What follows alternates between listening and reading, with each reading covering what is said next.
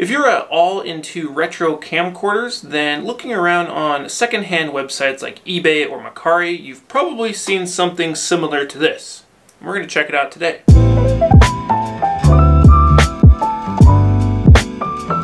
Hey there, welcome back to my camera collection. In today's video we're going to be checking out the Sharp VL-E34U. Kind of a weird name for it, and it's kind of weird hearing Sharp come out of my mouth. I'm very used to talking about Canon, Panasonic, and Sony camcorders. We're going to look at some of the specs, what I do know about it. We'll look at the limited physical features of it, and then at the end of the video I will show you some of the example footage from it. That being said, let's get into today's video. So yes, if you have checked out eBay or Mercari and just looked at like retro camcorders or camcorders that take tapes, you've probably stumbled across something like this. I believe it's from 1992, 1993.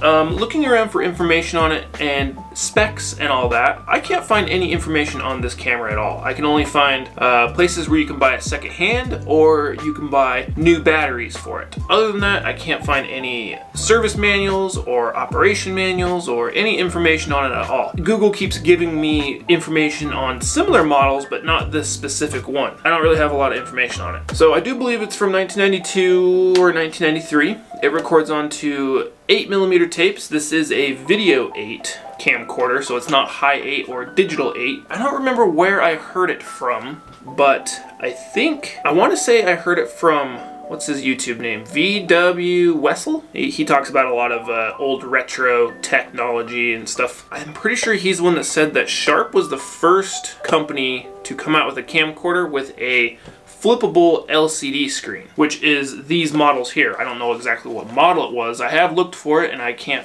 find any information on it. To me it looks like it's about a 2.5-inch LCD screen, so 2.5 inch. It does have a 8x optical zoom on it, no digital zoom. It has a 37mm diameter lens thread on it, so if you do want to run like a fisheye on it, you definitely can. In my example footage, I actually ended up running a fisheye on it. It looks kind of cool. I'll have to put this together and show you some B-roll of what it looks like with a fisheye and filming handle. It looks super derpy and stupid looking. But yeah, other than that information, there's not a lot of specs on it, and there's honestly this camera is so basic. It's crazy. So we'll go ahead and look at some of the physical features. Where do I even want to start here? I guess we'll start with the lens like I usually do. Yeah, it's got a 37mm lens thread diameter on it, 8x power zoom. The zoom is actually, it's not a variable zoom, so depending on how far you push it, it doesn't have a slow to fast zoom on it. It just has one speed, which is right up here, your zoom rocker. You do it with your thumb actually, and then you got your record button right there next to it. You do that also with your thumb. And then you have your BLC or gain up button, which I think is your backlight button, I believe. Along with that, you do have your power switch right here. To me, this feels more like a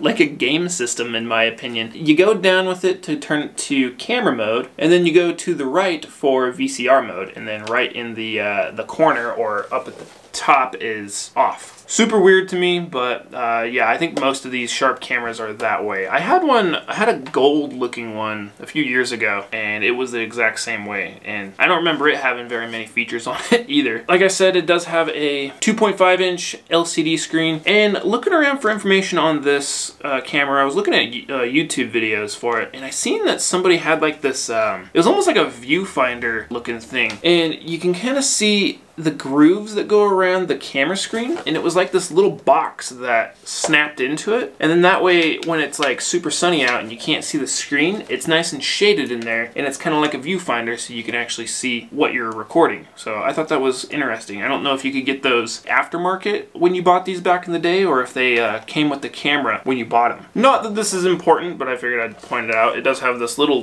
kind of divot right here, and it's pretty much just a little spot for your thumb to go when you are recording. Below the screen you have your, well, you got your battery indicator. If it's blinking, generally that means your battery is about to die. But I bought a brand new battery and charger for this, and I charge it up all the way, and after a couple minutes of recording, it starts blinking, but the battery never dies. So I don't know if it's a battery issue or the camera just has a weird problem recognizing the battery. And then there's a little light indicator that says dew/clog, which I'm gonna guess maybe that means it's an indicator to tell you that your tape heads are dirty, or maybe you get moisture in there, or if it's clogged with dirt. I don't know why they have that on there. That's the only thing that I can think of, is it lets you know that your tape heads are dirty. And then you have your playback functions: rewind, play, fast forward, and stop. It doesn't even have a pause selection on it, you just have stop. And then another light on the right side, which is your record indicator. When you push record, the little light will kind of blink red. When you're not in playback mode, your play button also acts as a manual focus adjust. So you can use the rewind and the fast forward for far and near focus adjust. And then your stop button is also your lamp off, which I don't know what lamp off is. There's no light on this, so why does it give me a lamp option? Switch here. Yeah, the screen and the tape deck is all in one, so it pops open like that.